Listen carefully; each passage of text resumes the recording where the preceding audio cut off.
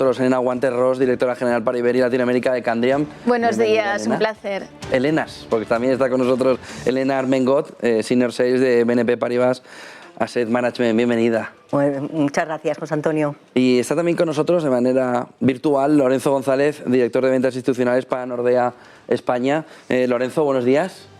Hola, muy buenos días.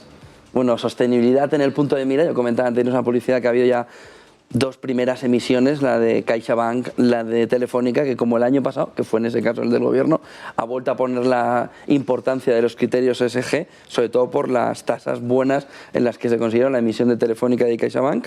Pero mirando en general, ¿no?, cómo la sostenibilidad en este 2022 vuelve a tener empuje. Elena, ¿cómo lo veis? ¿Cómo veis este movimiento y este año desde Candriam? Pues nosotros seguimos muy positivos. Bueno, de hecho, estratégicamente es nuestro foco en la empresa, la sostenibilidad.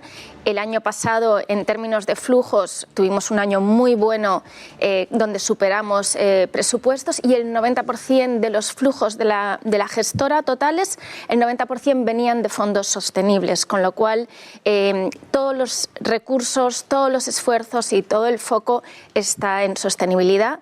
Y creemos que es un paradigma nuevo que ha hecho cambiar la gestión de activos y que va a seguir así en los próximos años. Así que somos positivos y la verdad es que siempre va a haber ciclos, siempre va a haber entornos de bolsa más o menos favorables para la sostenibilidad, pero en el largo plazo creemos que tenemos que estar ahí. ¿Cada vez más con las tres letras? ¿Con la E, con la S y con la G? Con las tres, por supuesto. Yo creo que todas aportan valor en el análisis y, desde luego, la parte de sostenibilidad enfocada al medio ambiente. Hay unos flujos de capitales que vienen por parte bueno, pues de un enfoque después de la COP, después del Acuerdo de París, de la cantidad de tanto entidades privadas como públicas que se han marcado unos objetivos de descarbonización. Creo que hablábamos de 13 trillones de dólares que van a ir enfocados a esa transición energética, a esas energías verdes, y entonces ahí vemos unas oportunidades muy interesantes, pero por supuesto el gobierno corporativo siempre es clave para identificar la calidad de una empresa, y la parte social cada vez más, tanto por la parte de trato a empleados, pero también pues, de temas de diversidad, de temas de salud. Hay muchos puntos interesantes en el análisis social que creemos que añaden mucho valor al análisis de una empresa. Elena, balance del 21 y sobre todo perspectivas de este 2022. Pues bueno, muy de acuerdo con mi compañera, con Elena. Del año 2021, más del 50% de todos los flujos de los fondos, porque bueno, nosotros estamos en el negocio de los fondos de inversión, más del 50% ha ido a fondos de inversión, a fondos sostenibles, que es brutal. O sea, que la cuota de mercado todavía es baja, pero está creciendo de manera exponencial. Y nosotros, BNP Paribas Asset Management, hemos crecido un 20% en fondos sostenibles, teniendo ya, bueno, pues más del 85% de nuestra gama es sostenible, con lo cual un crecimiento exponencial y que no ha hecho nada más que empezar. O sea, que vamos claramente hacia un incremento de cuotas de mercado de los fondos sostenibles. Como le preguntaba Elena, cada vez más con las tres letras, cada vez más también con ese ánimo del inversor hacia la gobernabilidad en las empresas, esa buena gobernanza, y también en la parte social. Sí, no, aunque se habla mucho más de la parte medioambiental, a lo mejor porque se puede medir de una manera más explícita, pero nosotros en nuestro proceso siempre miramos la parte medioambiental, la E, la social y la parte de gobernanza, con lo cual sí, las tres letras son muy importantes al analizar una empresa. Lorenzo, perspectivas de este 2022, balance del 21. Bueno, pues desde nuestro punto de vista, alineado con mis compañeras de panel hoy, realmente en Nordea pues la mayoría de los flujos van sin duda hacia productos sostenibles, pero sí me gustaría mencionar que hemos hecho una encuesta a nivel europeo bastante exhaustiva a todos los inversores prácticamente a los que hemos podido llegar, en el que entre todas las preguntas, la más importante o de las más importantes serían que más del 70% de los encuestados, de los inversores, nos han dicho que la sostenibilidad la reconoce, que está en lo más alto de la agenda.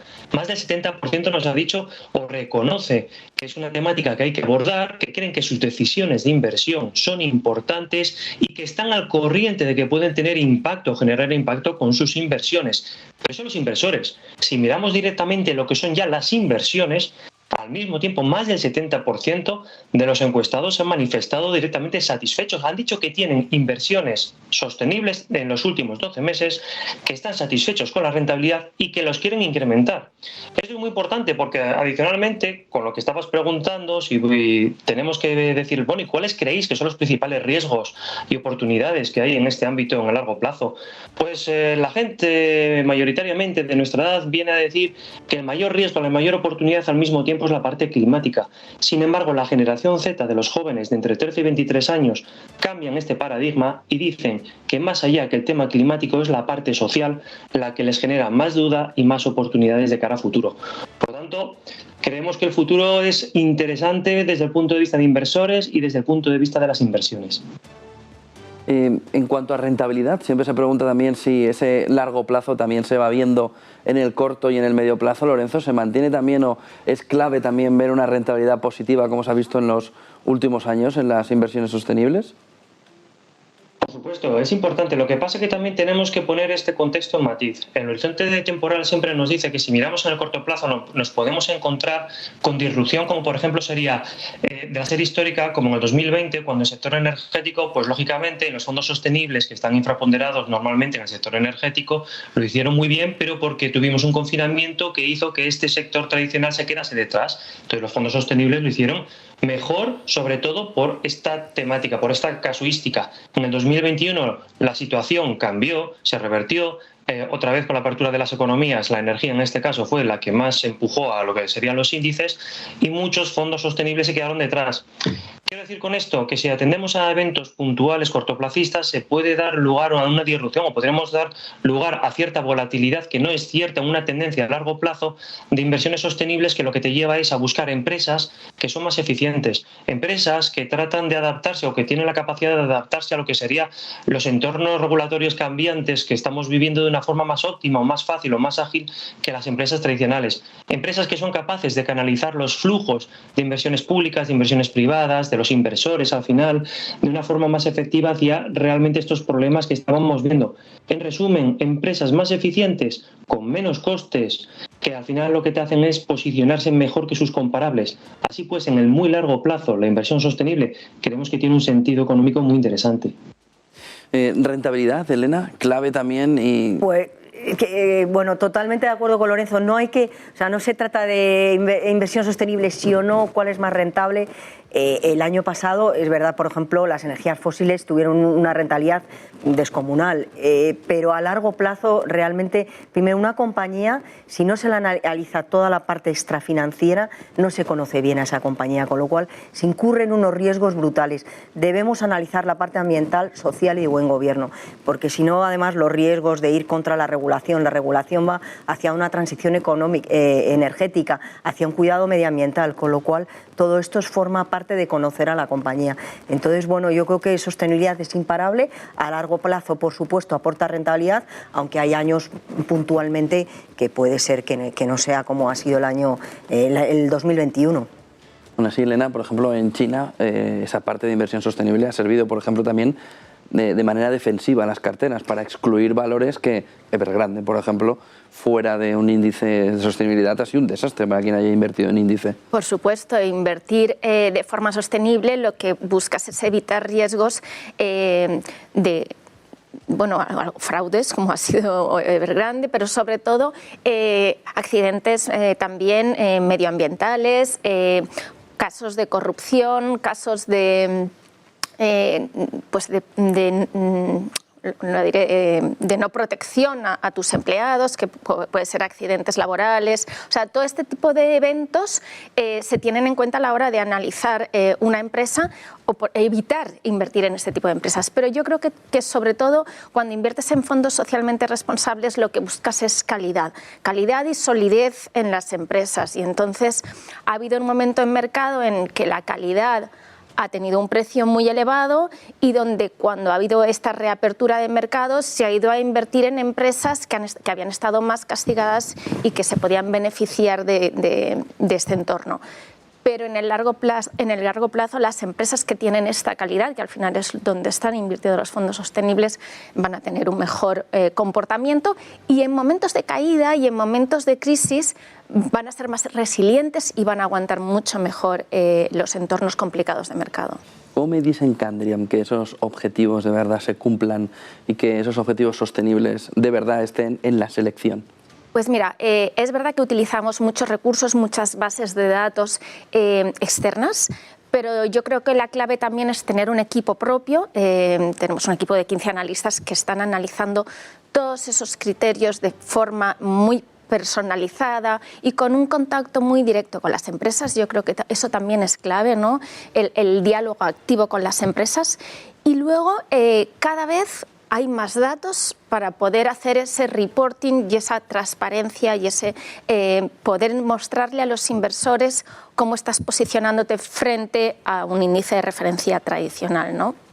Entonces, es verdad que los datos son clave, pero es casi más importante el tener ese diálogo activo y el estar día a día en contacto con las empresas en las que inviertes. Y ya no solo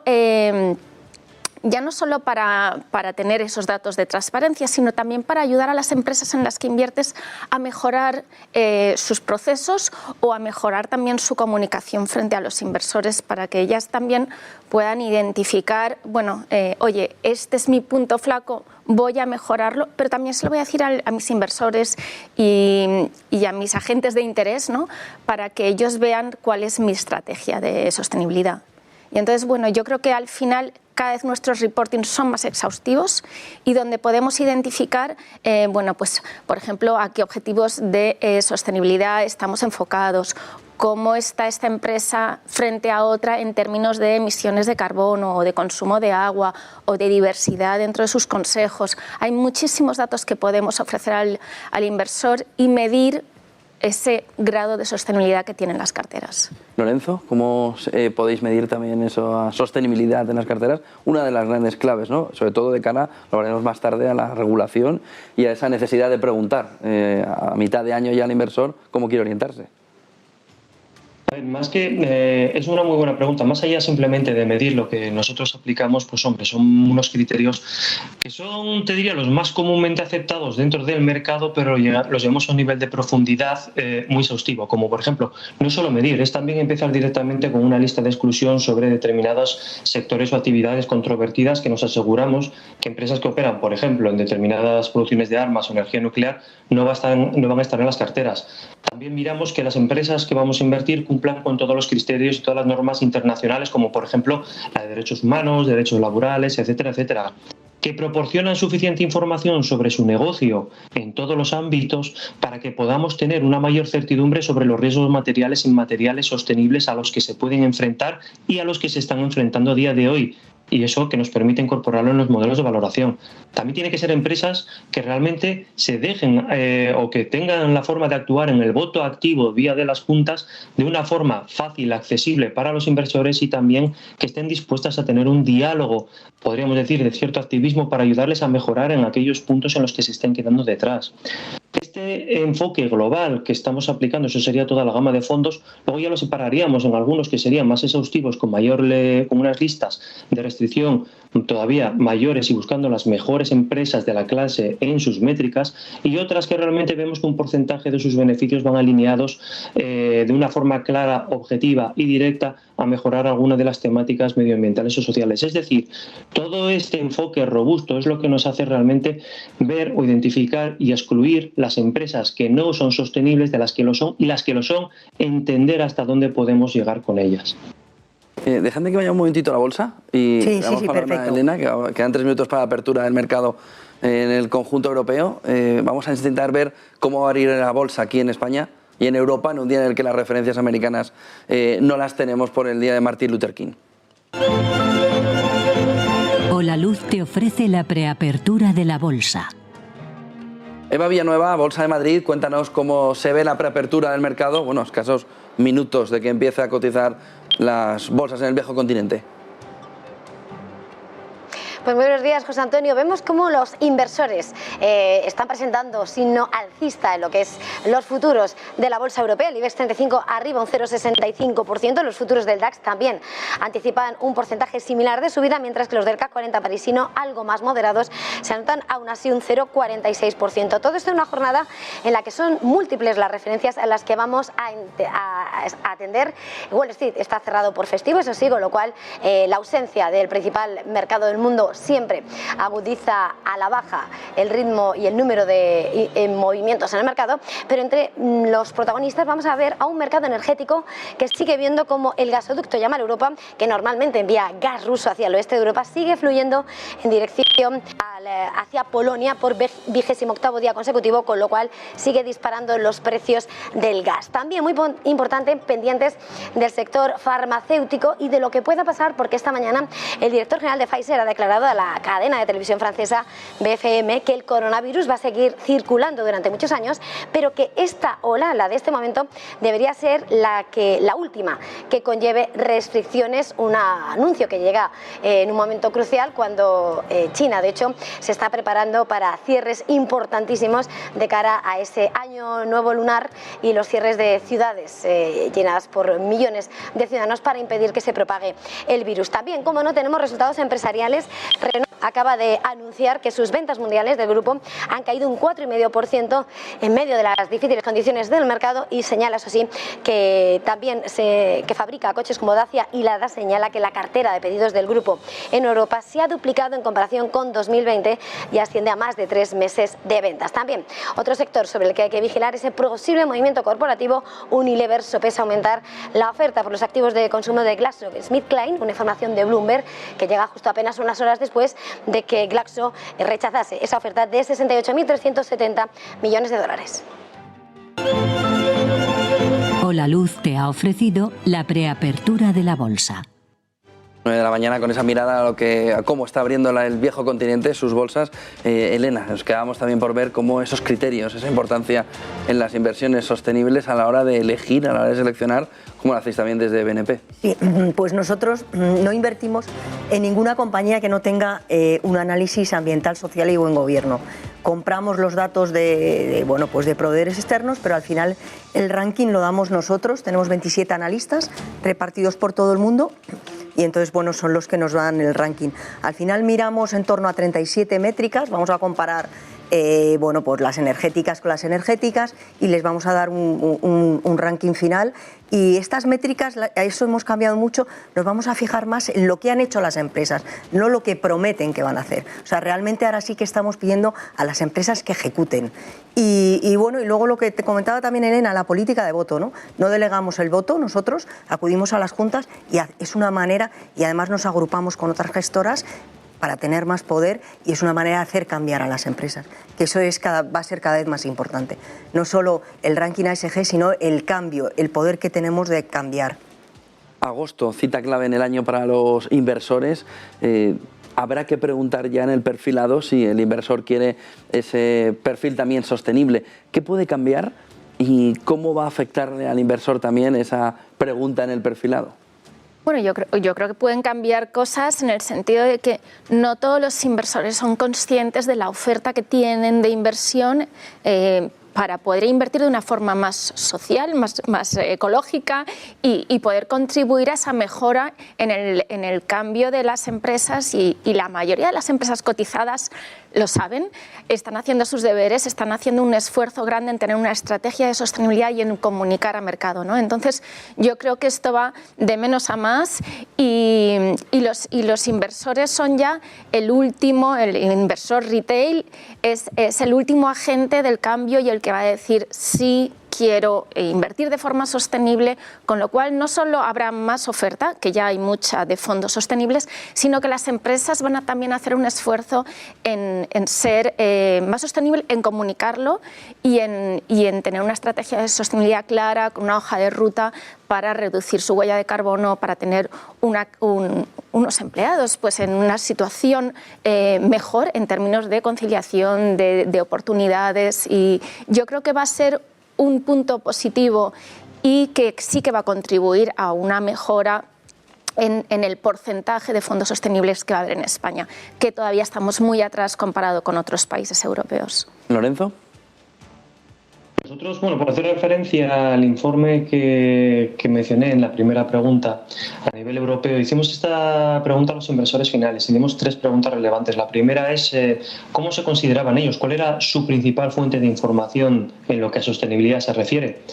Y mayoritariamente nos dijeron con más del 70% que es su asesor financiero. O sea, realmente se apalancan mucho en la opinión de su asesor financiero para entender toda esta vorágine de sostenibilidad que estamos hablando.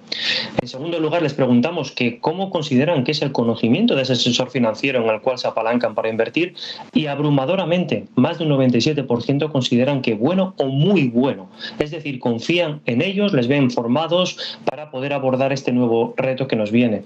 Y entonces la tercera pregunta era básica. Vale, entonces, ¿qué creéis? ¿Qué es lo que hace falta? ¿Cuáles son los principales riesgos a los que os enfrentáis para invertir más en este tipo de productos sostenibles? Y en primer lugar dijeron su propia falta de experiencia, no la del asesor, la de ellos, su propia falta de experiencia, algo que irá desapareciendo con el tiempo.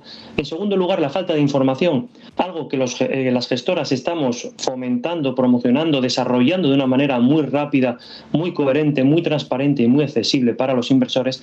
Y la tercera, falta de gama suficiente de producto, algo que estamos desarrollando las gestoras a un ritmo realmente también muy importante. Por lo tanto, no sé si la tendencia en un año, en 2, será lo suficientemente positiva como esperamos, pero desde luego en el largo plazo creemos que es muy prometedora. Yo creo que los distribuidores en España estos 2 últimos años pues se han puesto las pilas, han ampliado la gama, porque hace 4 años se hablaba de sostenibilidad y realmente nadie sabía nada. Aquí somos gestoras bastante punteras en sostenibilidad, había algunas gestoras que sabíamos, pero realmente era como predicar en el desierto, ¿no? Y ahora en estos 2 últimos años todos los distribuidores yo creo que están preparados, han ampliado su gama, saben muchísimo de sostenibilidad, se han informado mucho, con lo cual ahora es la labor de ellos, los agentes, los distribuidores, de transmitirlo al particular, que estoy seguro que lo van a hacer muy bien y que eso va a hacer que, que el particular al final va a querer invertir en inversión sostenible, no me cabe la menor duda. Pues Elena Armengot, Senior Sales de BNP Paribas Asset Management, gracias por estar con nosotros, buen día, buen negocio. Muchas gracias, José Antonio. También está con nosotros Elena Guanterros, directora general para Iberia y Latinoamérica de Candean. Buen día, buen inicio de año. Buena semana, un placer estar aquí. Buen negocio. Y Lorenzo González, director de ventas institucionales para Nordea España. Buen año, buen 2022, buen negocio. Muchas gracias. Gracias a los 3. Nos vamos un momentito a publicidad y enseguida vemos también la apertura de los mercados en el conjunto europeo.